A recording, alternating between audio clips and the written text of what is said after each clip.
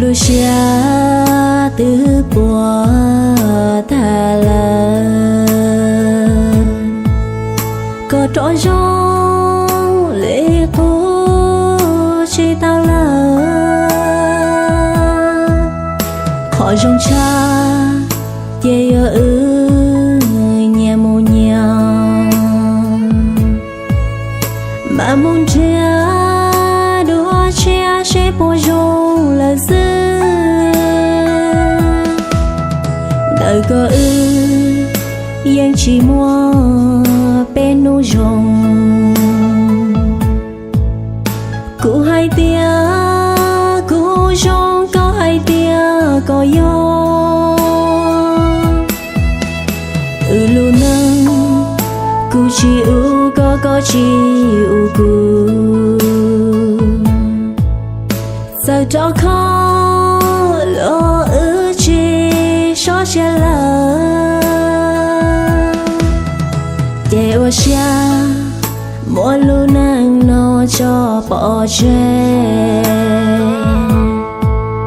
mà sao tia cho gió lo chi yo ke thế li chỉ lưu chỉ sao chỉ dùng sao mu lo chỉ mua nô dùng to là chỉ yên chỉ yon ở tình gờ chỉ cờ cho ta nó thiết chỉ lưu cho nó là dễ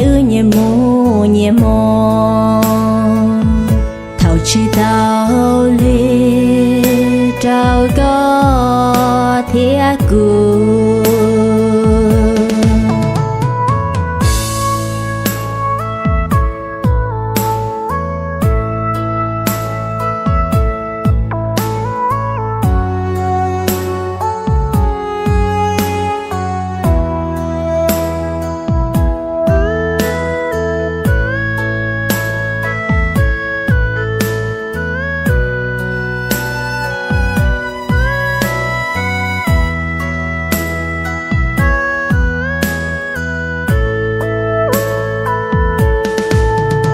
để ở xa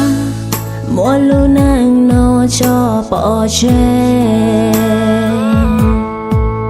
mà sao tia